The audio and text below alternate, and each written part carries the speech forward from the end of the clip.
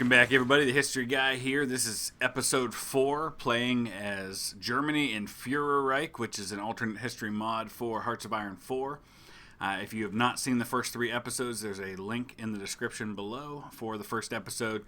As happens from time to time on Hearts of Iron 4 mods, my save game glitched out and was unloadable after episode 3, so I've had to go back and replay on my own episode 3.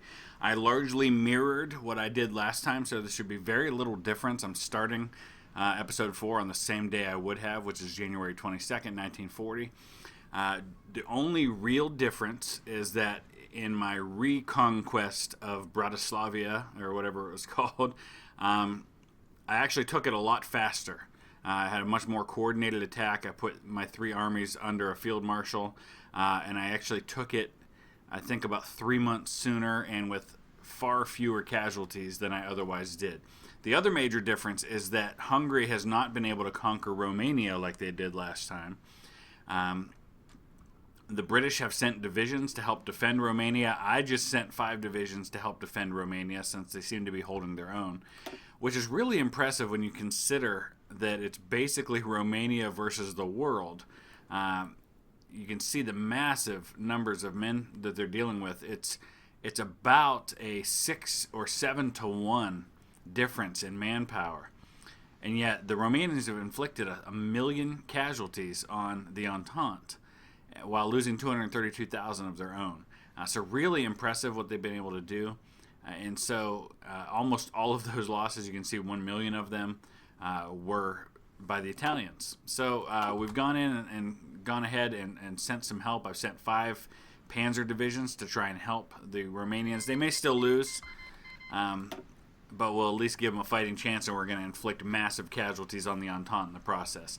Italians losing 1 million men already in that conflict really bodes well for me if I choose to go to war with the Entente. Now, that's the other thing that I've changed. I've decided to go with anti-Entente propaganda and start pursuing some of this national focus tree. Building the West Wall is going to give me massive amounts of land forts, which I'd already started building anyway. You can see here I'm actually working on infrastructure right now. I'm slowly getting my entire infrastructure up to 10 everywhere.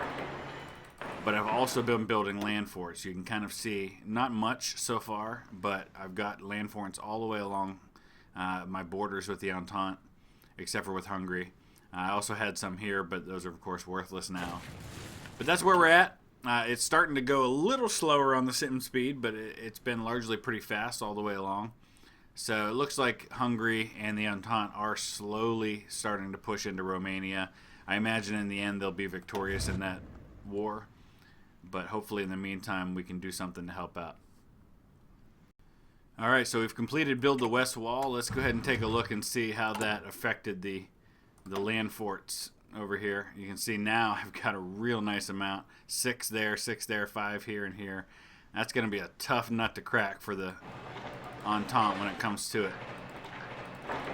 Now we've got a decision to make. I can go for Alpine bases, which may be the way to go first. Get the fortifications down here against Italy, and then start to demand things. But right now there's a Rhineland referendum, which may spark French intervention, but also may get the Rhineland to come back to me, which would be huge if that happens. So I want to get some more divisions on the border before I fire that one. So we're going to go ahead and do the Alpine bases first, and then I'm going to start putting some more units on the border. I'll probably move them off of the border with Poland here. Get as many over here as possible. Probably get some down here on the south against Italy, just in case this goes badly. So it's kind of fascinating watching this war unfold between Hungary and Romania, because for a while there I was literally watching the French Republic's numbers climb, and here they go again. They're up to the Entente's up to 1.5 million losses. You can see there goes another 5,000, 6,000.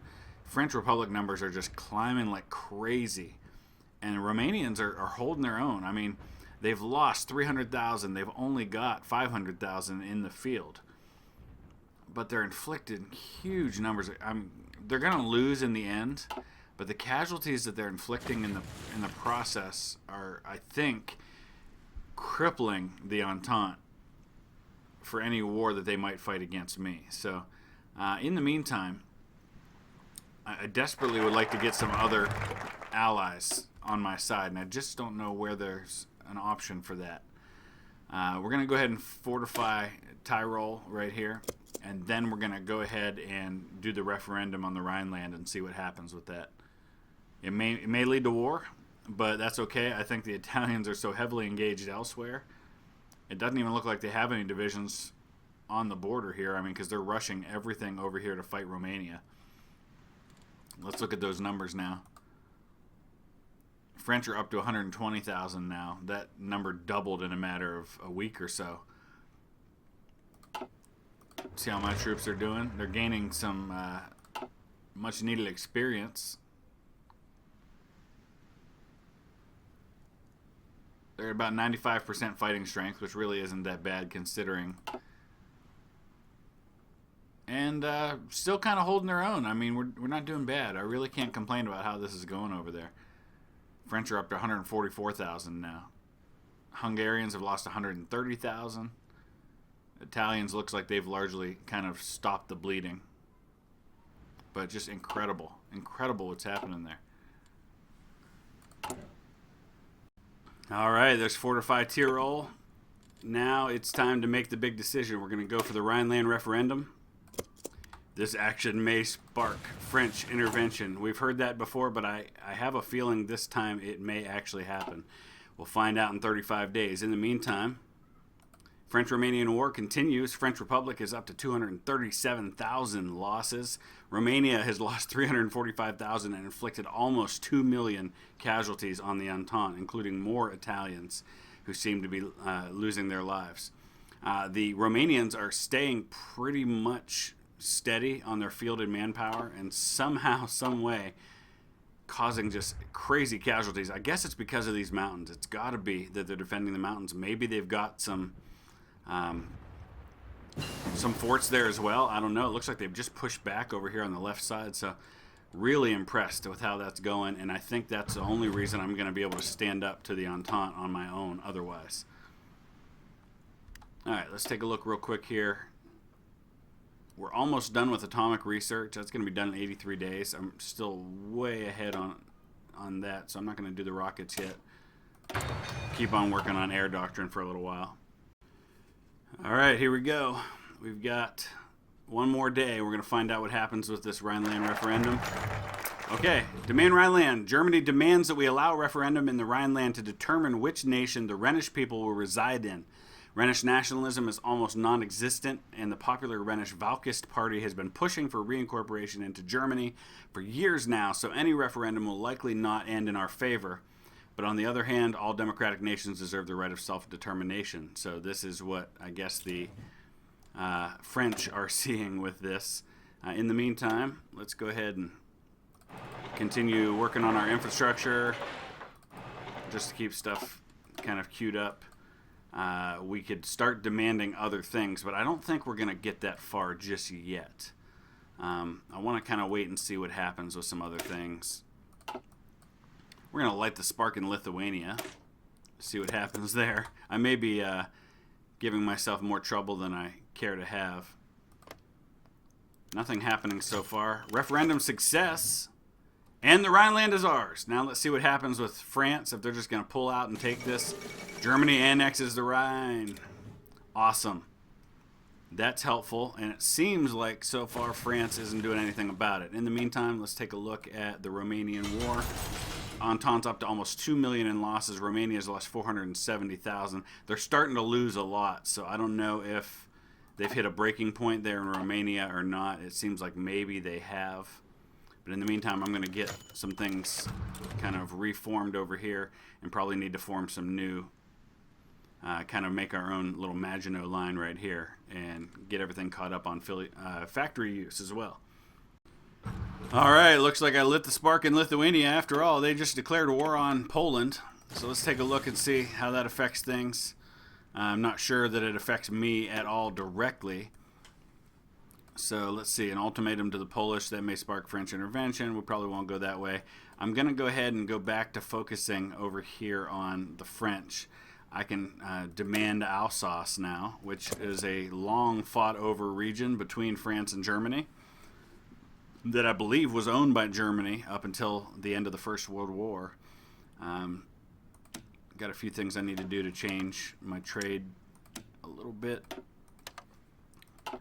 But we're going to demand Alsace. At some point, the French are going to say enough's enough, and we're going to end up at war. But in the meantime, that war with the Romanians continues on, and they've now lost over 2 million men.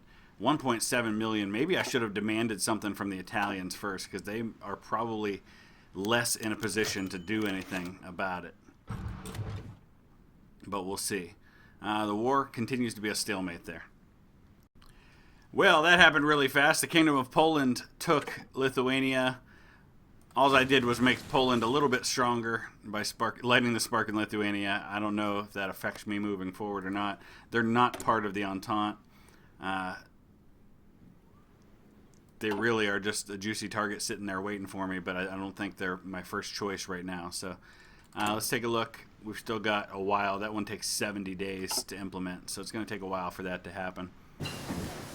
Atomic research is complete. Our first step toward the eventual development of nuclear weapons. Doesn't really do anything off the bat for me there. Continue to free up those civilian factories. I may go ahead and build a few more military factories just because I'm pumping out a ton of men and equipment right now.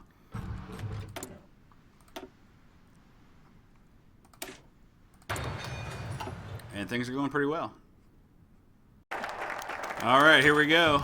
France has refused our demand for Alsace, and we are at war with the Germans, or with the French. So here we go. It's time to kind of figure things out. It's going to get really ugly here for a while, so I'm going to take a few minutes and figure this out. They're starting to make some breakthroughs in this war here. You can see the Romanians have suddenly lost almost 1 million men, so I feel like they're probably going to break through there, so it's probably just in the nick of time that this war breaks out. And it's being called the Second Great War. As you can see right here, we're going to call all of our allies into this, which isn't too many. It's the Kingdom of Sweden and just a few others. Obviously, the big question is going to be where do the British kind of fall into all this? Because right now, my side's got the greater manpower by almost 2-to-1. So we're going to see what that means moving forward. All right, so let's take a look here. After several months of tense diplomatic standoffs and hostile relations between the French Republic and the German Empire, war has finally broken out between the two nations. Viewed by many as unavoidable following the peace treaty that dismembered Germany and the subsequent rise of the Volkists, it came as a surprise nonetheless when the news was broadcast over radio live in several countries. So, we have bypassed the Austrian ultimatum, dismantled the Entente, demand Südtirol. The French Republic has called the Second Spanish Republic as our enemy in the Great War. So let's take a look now at where this stands. Now, they outnumber me because of the introduction of the Italians and the Spanish to the conflict. So we've got to find some allies, and I honestly don't know where I'm going to find them. I don't think I'm going to get the British in on this thing. So I'm not sure where to go. I'd love to know your thoughts when the time comes for that. But for the time being, I'm going to largely play defensive. I've got a strong defense right here. It looks like some folks are maybe moving in over here, so I've got to kind of watch that. Let's break off some divisions here to go deal with that issue over there. So we're going to see various countries kind of moving in on things now. A lot of smaller nations, and it looks like Hungary's moving in, so I'm going to have to shift some units over there to deal with that. We'll take this army right here. I don't even know which one that is. There they are. Okay, so we're gonna shift this force down here to the border with Hungary. No. I don't think we need all of that. But maybe we do. I don't know. But I'm going to let them attack me. Inflict as many casualties as I possibly can. Volunteers coming from the Brits. All right, 4 divisions. Excellent. That's a small help, I guess. And I can probably rush some more divisions into the fight. So we'll get them going as well, and we'll see if we can't shore things up as much as possible. And it looks like the Romanians are giving back my other divisions just because now I'm at war with these same countries that they're fighting. Alright, so we're going to go ahead and push into Italy just because he has so few troops on the line there.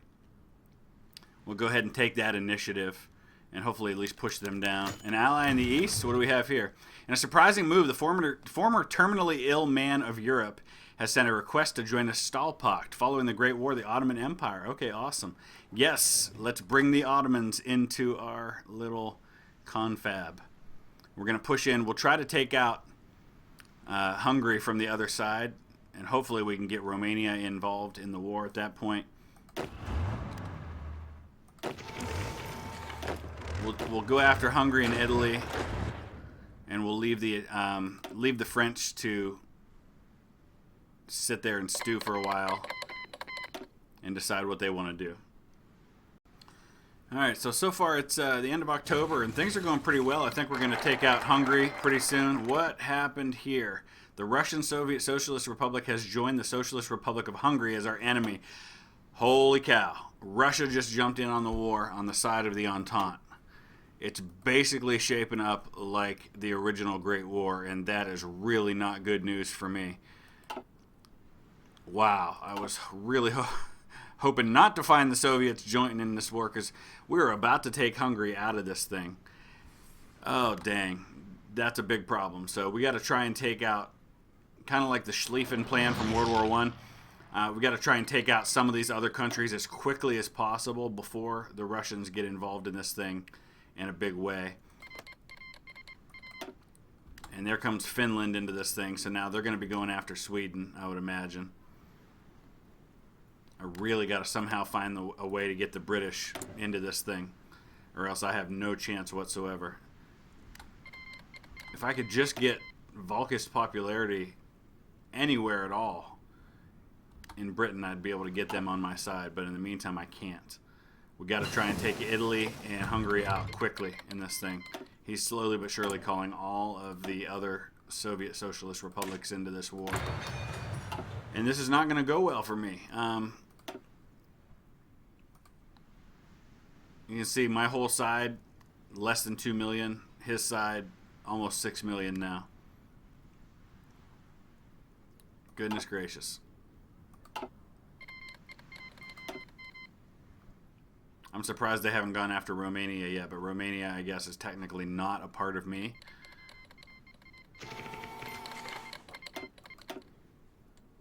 Alright, so we've finally gotten the Ottomans into this thing now. They'll at least open somewhat of another front against the Soviets.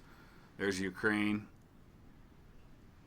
I've only lost 20,000 so far in this whole war.